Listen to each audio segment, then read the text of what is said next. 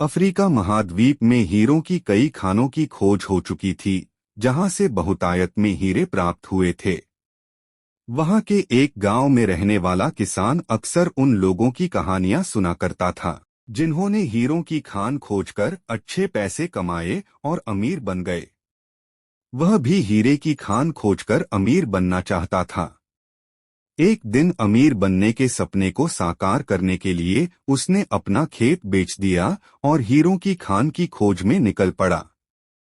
Africa के लगभग सभी स्थान छान मारने के बाद भी उसे हीरों का कुछ पता नहीं चला। समय गुजरने के साथ उसका मनोबल गिरने लगा। उसे अपना अमीर बनने का सपना टूटता दिखाई देने लगा। वह इतना हताश हो गया कि उसके जीने की तमन्ना ही समाप्त हो गई और एक दिन उसने नदी में कूदकर अपनी जान दे दी। इस दौरान दूसरा किसान, जिसने पहले किसान से उसका खेत खरीदा था, एक दिन उसी खेत के मध्य बहती छोटी नदी पर गया। सहसा उसे नदी के पानी में से इंद्रधनुषी प्रकाश फूटता दिखाई पड़ा। उसने ध्यान से देखा तो पाया कि नदी के किनारे एक पत्थर पर सूर्य की किरणें पड़ने से वह चमक रहा था। किसान ने झुककर वह पत्थर उठा लिया और घर ले आया। वह एक खूबसूरत पत्थर था।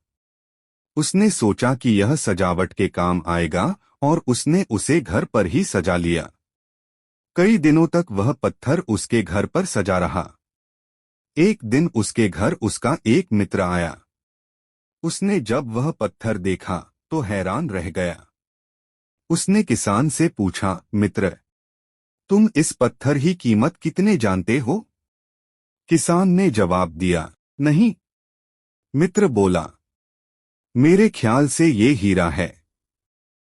शायद अब तक खोजे गए हीरों में सबसे बड़ा हीरा।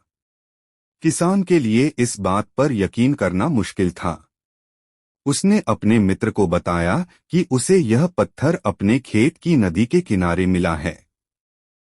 वहां ऐसे और भी पत्थर हो सकते हैं। दोनों खेत पहुंचे और वहां से कुछ पत्थर नमूने के तौर पर चुन लिए।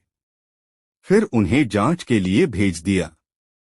जब जांच रिपोर्ट आई तो किसान के मित्र की बात सच निकली। वे पत्थर हीरे ही थे। उस खेत में हीरों का भंडार था। वह उस समय तक खोजी गई सबसे कीमती हीरे की खदान थी। उसका खदान का नाम किम्बरले डायमंड माइंस है। दूसरा किसान उस खदान की वजह से मालामाल हो गया। पहला किसान अफ्रीका में दर-दर भटका और अंत में जान दे दी, जबकि हीरे की खान उसके अपने खेत में उसके कदमों तले थी। इस कहानी से यह सीखने को मिला कि हीरे पहले से ही किसान के कदमों तले थे, लेकिन वह उन्हें पहचान नहीं पाया और उनकी खोज में भटकता रहा। ठीक वैसे ही हम भी सफलता प्राप्ति के लिए अच्छे अवसरों की तलाश में भटकते रहते हैं। हम उन अवसरों को पहचान नहीं पाते या पहचान कर भी महत्व नहीं देते, जो हमारे आसपास ही छुपे रहते हैं। जीवन में सफल होना है तो आवश्यकता है बुद्धिमानी और परख से उन अवसरों को पहचानने की और धैर्य से अनवरत कार्य करने की। सफलता निश्चित है।